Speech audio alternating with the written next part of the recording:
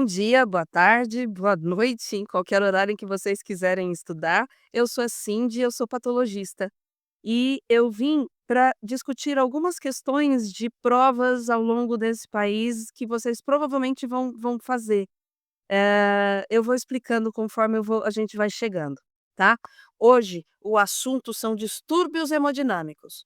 Vocês vão ver que muitas questões desse assunto não são especificamente desse assunto, mas ele está inserido no meio delas. Se você não entender sobre distúrbios hemodinâmicos, vai ser difícil você conseguir avançar até a resposta da questão.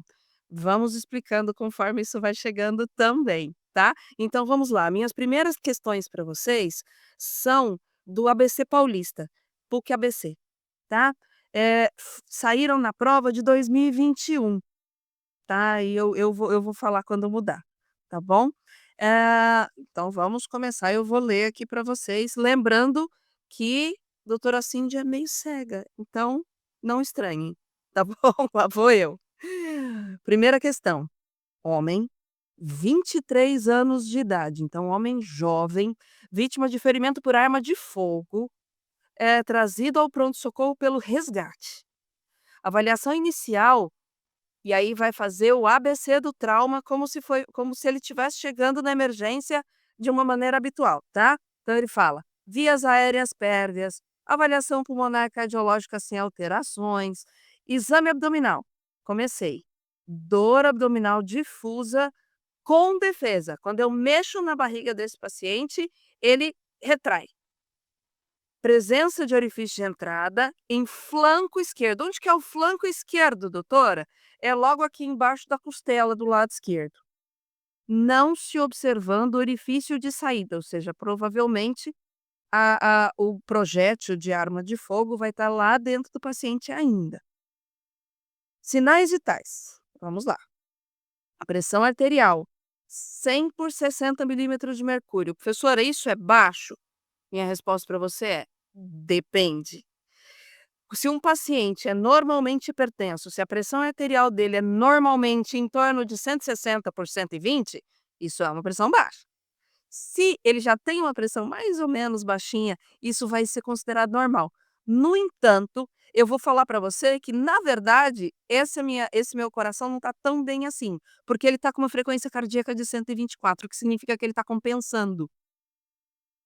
Bom, eh, 124 batimentos por minuto.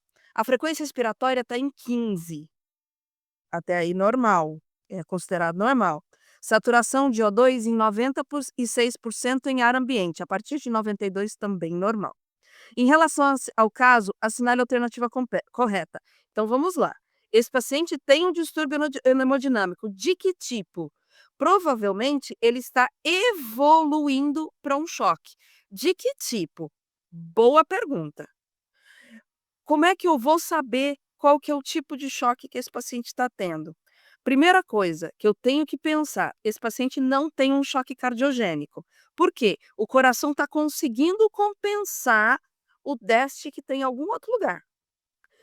Outra coisa que vai ser de palavrinha-chave para a gente pensar. Quando a gente fala em prova, em ferimento de arma de fogo, provavelmente esse paciente está perdendo sangue em algum lugar. Se ele está fazendo defesa na barriga, provavelmente é para dentro da barriga, tá? Então, muito provavelmente, esse paciente está evoluindo para um choque hipovolêmico graças a orifício de entrada de projétil de arma de fogo, nesse caso, ok?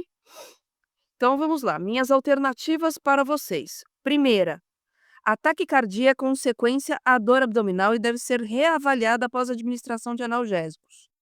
Não. Muita coisa pode acontecer por causa de dor. A pressão pode alterar, existem N coisas, pode ter sudorese fria, mas não taquicardia a este ponto. 2. Após a avaliação inicial, deve-se solicitar radiografia, série trauma, abdômen, 3 posições. Isso deve ser feito? Deve, mas não num caso em que a gente tem uma emergência médica. A gente tem que resolver a emergência, ok? Por que que eu vou falar para você que a gente tem emergência médica? Porque distúrbio hemodinâmico é emergência, na grande maioria das vezes. Nós vamos ver algumas exceções a essa regra, mas em prova, quando você for ver, provavelmente você vai ver isso na forma de choque e eu estou diante de uma emergência, então não dá tempo de ficar fazendo radiografia e tal. Se eu tiver um ultrassom dentro da sala, isso me ajuda. Muito bem. Terceira alternativa. A conduta apropriada é indicar laparotomia exploradora imediatamente. Essa é uma boa pedida, porque eu tenho um projétil de arma de fogo num paciente com defesa abdominal e evoluindo para choque. Você pode não lembrar tão bem do protocolo e falar: nossa, isso parece meio drástico. Vamos ver a última alternativa? Não podemos afirmar que o paciente se encontra em choque, uma vez que a sua pressão arterial está normal. Eu posso falar por causa da frequência cardíaca. Eu não sei se essa pressão arterial é normal para esse paciente. Ela pode ser normal, mas ela pode não ser. Ela pode ser abaixo da adequada, ok? Então, a minha alternativa neste caso é a alternativa C, ok? Passar para a próxima. Homem, 30 anos de idade, com peso de 70 quilos. Deu entrada no pronto-socorro trazido pelo resgate. De novo, resgate. Com história de queimadura. Queimadura, o que que nós já temos que bater na cabeça? Se a queimadura é muito importante, eu perco a barreira principal, que é a pele, o que significa que eu vou perder muito líquido, a minha homeostase pode estar alterada. Vamos lá. Queimadura decorrente de combustão por gasolina 2 horas. 2 horas, significa que ele já está perdendo líquido ali. Encontra-se lúcido orientado, com queixa de dor intensa no local de queimadura, sem sinais de queimadura de via aérea. Isso é importante porque a gente está fazendo o ABC do trauma.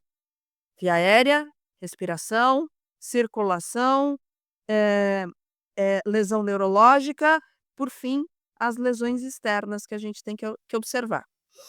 Eh, o exame físico, queimaduras de segundo e terceiro graus em todo o membro superior direito e todo o membro inferior direito. Ele queimou praticamente o lado direito do corpo. Assinale a alternativa correta. Vamos lá. Primeira alternativa. O paciente deve receber cerca de 3.780 ml de hidratação endovenosa nas primeiras 6 horas do atendimento intra-hospitalar. Interessante? Sim, ele está perdendo líquido. Ah, professora, eu não tenho esse número específico, como é que se chegou nisso? Não se preocupa, muita calma nessa hora, vamos ver as outras.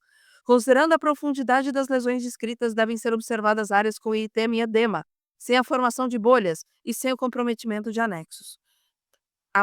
A teoria da queimadura de segundo grau é a formação de bolhas. Então, essa alternativa já caiu por terra.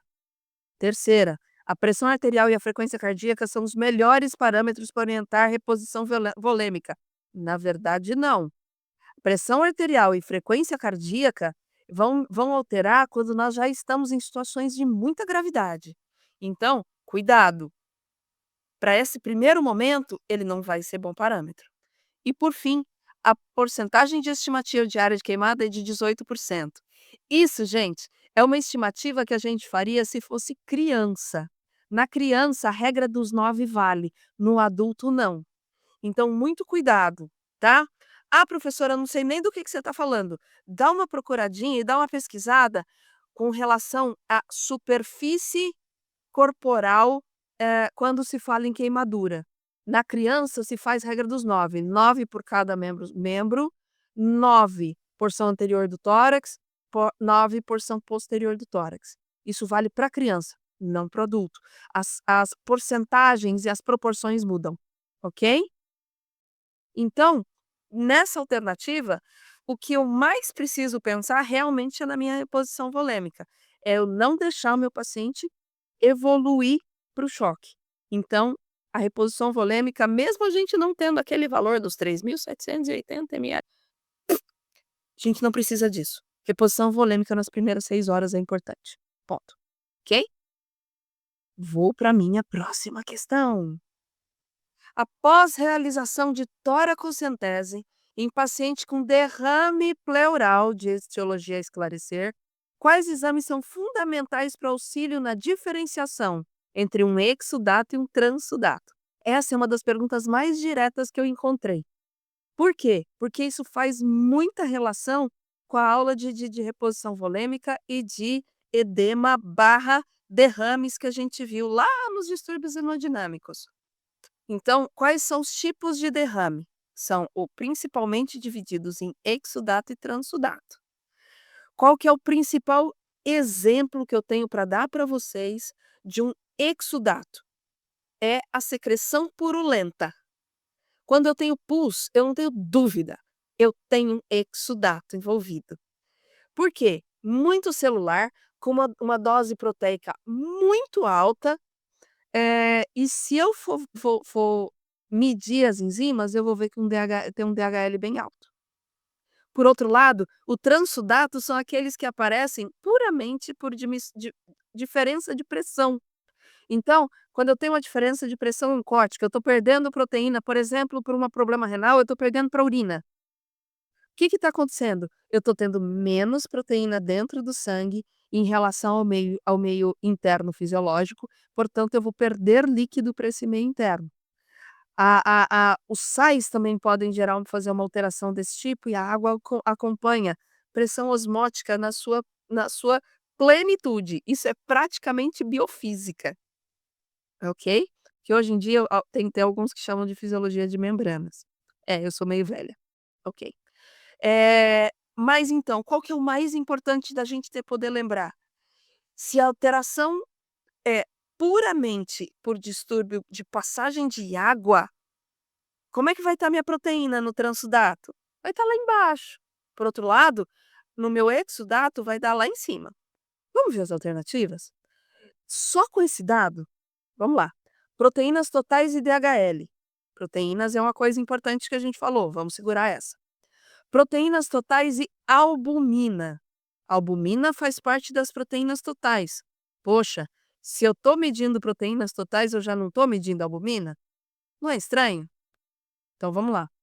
Terceira possibilidade, DHL e pH. Sei nem o que que é DHL, professora. Não se afobe. DHL é um exame que a gente mede principalmente em alguns processos inflamatórios. Por fim, DHL-glicose. Então, se a gente viu uma das coisas que é a proteína, a gente já mata essa alternativa que diz proteínas totais e DHL. A alternativa foi a primeira que eu coloquei para vocês. Por quê? Porque a outra possível tinha proteínas totais e uma proteína. Então não poderia como ser a resposta adequada. Vocês entendem? Estou tentando mostrar para vocês alguns dos jogos de cintura que a gente tem que fazer nessas provas, ok? Terceira questão. Mulher, 68 anos de idade, com diabetes mellitus tipo 2 há 18 anos, no pronto atendimento para avaliação de ferida no pé esquerdo. Provavelmente tem um pezinho diabético. Refere que há 30 dias após uma picada de inseto, evoluiu com intenso prurido local, escarificando com as unhas e formação de ferida que logo se infectou. Chegou a realizar tratamento com antibiótico oral sem sucesso. Não sei se vocês se lembram disso, mas a paciente diabética tem um distúrbio, vascular muito, muito, muito importante. E aí, às vezes, as drogas não chegam lá da maneira como deveria ser, como elas deveriam funcionar. Então, muitas vezes, o antibiótico não funciona da maneira como deveria. Atualmente, apresenta úlcera extensa com exudato purulento em grande quantidade. Lembra do exudato? De odor fétido, com bordas maceradas e áreas necróticas, além de flegmão ascendente associado. A conduta para o caso é qual? De novo, gente, eu estou diante de um material que tem líquido, que é um exudato. Eu lembro claramente de quando eu dou aula para os meus alunos, eu acho que vocês também já receberam esse material, dizendo o seguinte: se eu estou diante de um exudato, ele precisa sair dali. Ele precisa conseguir ser drenado de alguma maneira. Eu estou diante de uma lesão ulcerada que já está tendo saída desse material de modo espontâneo, mas enquanto eu ainda tiver isso ali, eu vou ter um problema. Por quê? Porque vai ser difícil de antibiótico chegar ali. Eu já estou numa situação de uma paciente que provavelmente tem um distúrbio vascular e já tem uma primeira dificuldade em chegar a droga ali. Então, vamos lá. Qual que é a primeira coisa que eu tenho que fazer diante de uma infecção? Eu tenho que dar antibiótico? Tenho. Ah, professora, mas não vai funcionar. Pelo menos a gente está fazendo.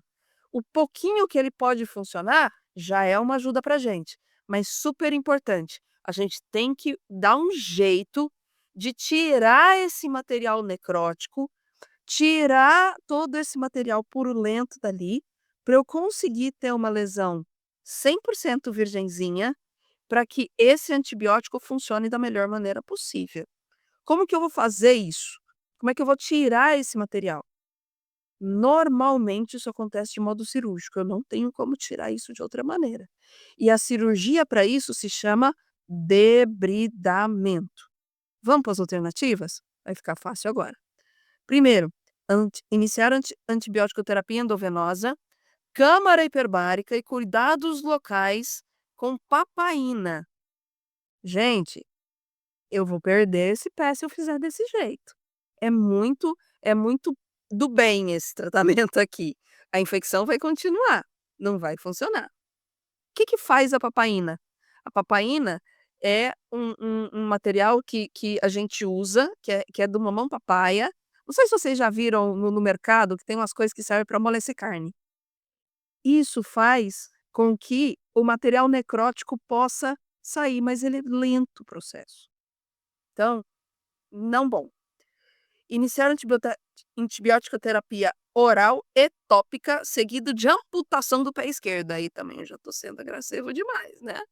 Tem que pelo menos tentar segurar esse membro inferior aí, segurar esse pezinho. Terceiro, antibiótico-terapia endovenosa, ficou um pouquinho mais séria a coisa, e heparinização sistêmica para evitar trombose venosa secundária. E o que que eu vou fazer com o material necrótico que tá ali? Nada, então também não vai funcionar. Última alternativa, antibiótico terapia endovenosa seguida de debridamento cirúrgico ou desbridamento. Tem alguns lugares que eles falam em desbridamento cirúrgico, tá? Essa é a alternativa que a gente já falou, tá bom? Mais uma? Ai, ai, vamos nós.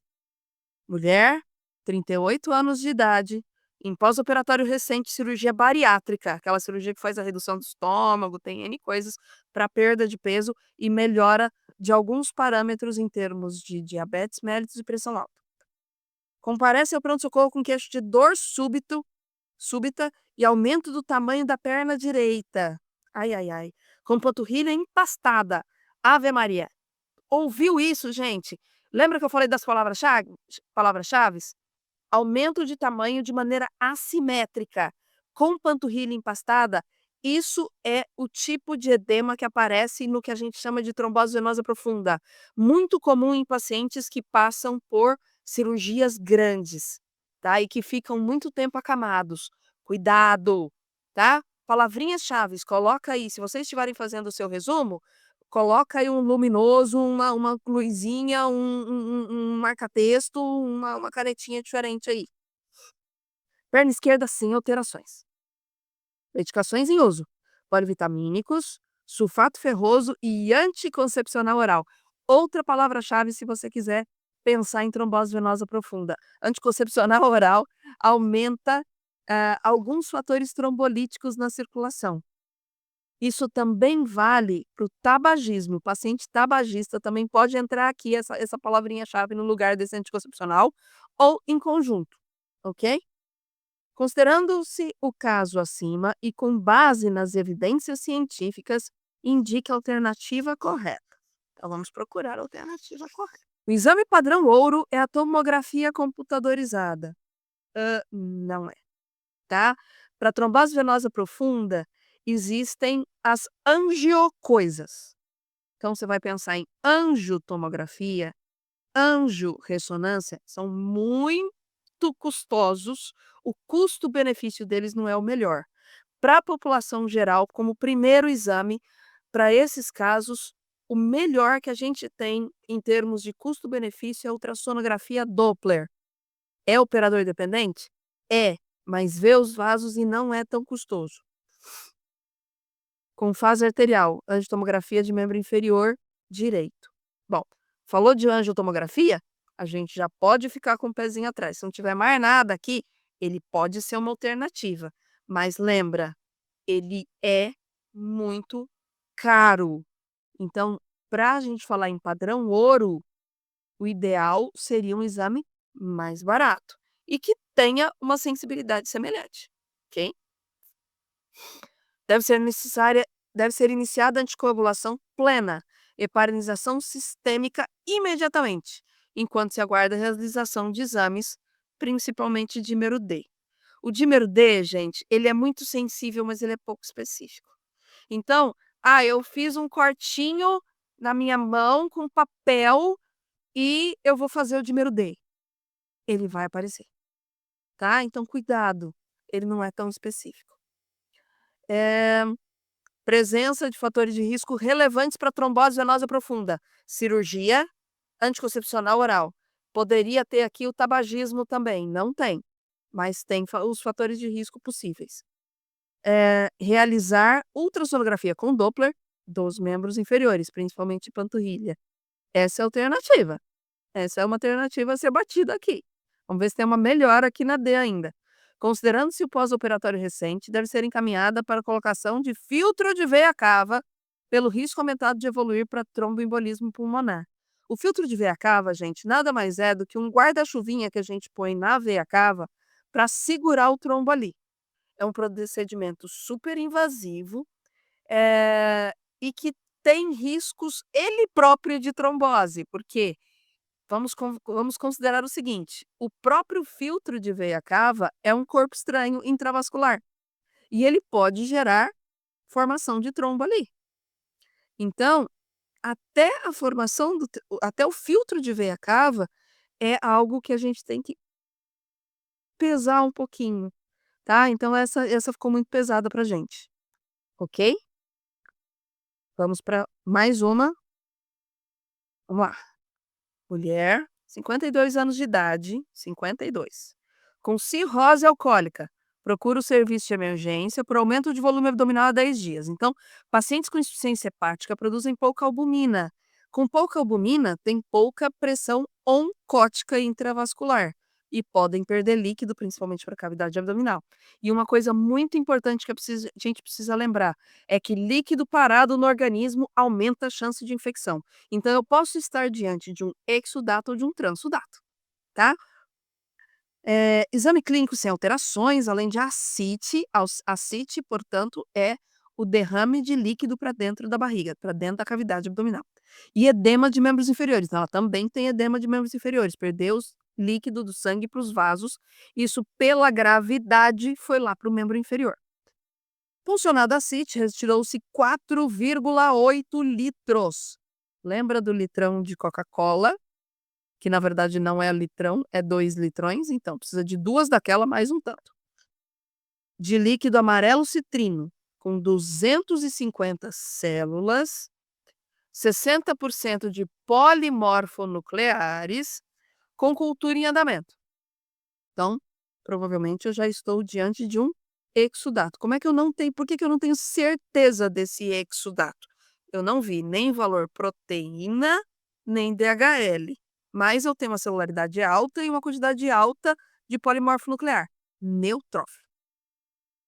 Hemoglobina 12,3, com índices hematimétricos normais, leucócitos de 10.200, pode estar normal mesmo diante de uma infecção. Sem desvios, 102.000 plaquetas, está um pouquinho abaixo do normal. Creatinina de 2,8. Creatinina normal é até 1,1 na maior parte dos laboratórios.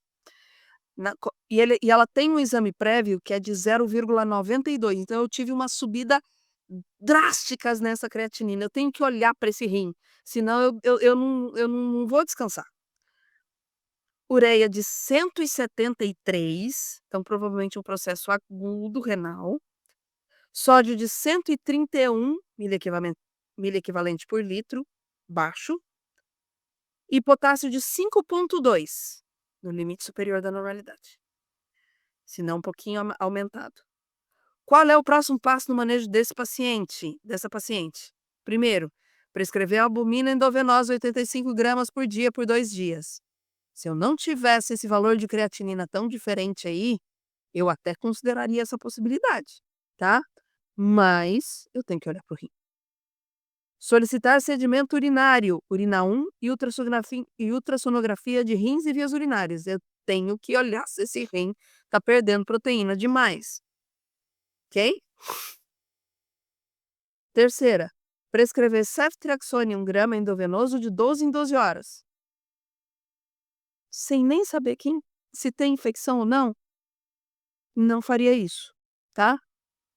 Solicitar tomografia computadorizada de abdômen sem contraste. A tomografia não é muito boa para ver o rim, tá? O ideal é a gente fazer realmente o exame de urina, ver o clearance de creatinina e medir essa função renal para eu conseguir entender o que está acontecendo. Existem síndromes chamadas síndromes hepatorrenais, síndromes casadas entre fígado e rim, ok? Homem, 32 anos de idade, procura serviço de emergência por dor precordial em peso. Ai, meu Deus, será que ele está infartando? Contínua nos últimos 3 dias. Talvez não, né? Associada à dispneia progressiva, atualmente nos mínimos esforços. Ao exame clínico, regular estado geral, taquidispneico. Taquidispneico significa que a respiração está rápida e difícil. Com má perfusão periférica, frequência cardíaca de 122, alta, e pressão arterial de 102/66. De novo, aquela mesmo caso da primeira questão. Com bulhas taquicárdicas, rítmicas, hipofonéticas sem sopros. Sem sopros. Repetiu-se pressão arterial durante manobra de inspiração profunda e viu que essa pressão caiu para 90/58. Gente, tem líquido nesse pericárdio. Isso é clássico, lembra? Perdeu líquido para dentro do pericárdio. Isso pode ser por exsudato, pode ser por transsudato, pode ser por pericardite, pode ser por distúrbio hemodinâmico clássico, alteração de pressões oncótica e osmótica, acompanhado de intensificação da estase jugular, ou seja, eu estou tendo sinais de insuficiência cardíaca congestiva nesse paciente. Restante do exame clínico sem alterações. Qual deve ser a conduta de urgência necessária para a estabilização hemodinâmica deste paciente? Primeira possibilidade, pericardiocentese de alívio, ontem de manhã, por favor. Alteplase endovenosa, professora, eu não faço nem ideia do que é isso.